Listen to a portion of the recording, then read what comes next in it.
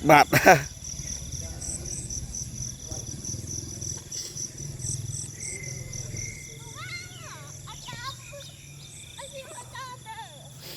họ chạm mấy tiếng rồi chạm họ chạm mấy tiếng à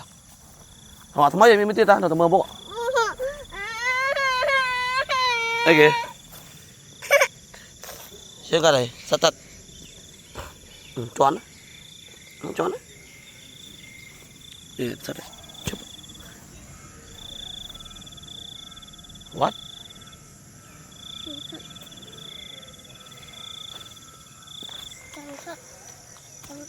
thì này mà này nào sa co vọn này khăn khòi phật nó bằng chân ba cho bằng hàng xuôi này cái lại năng ạ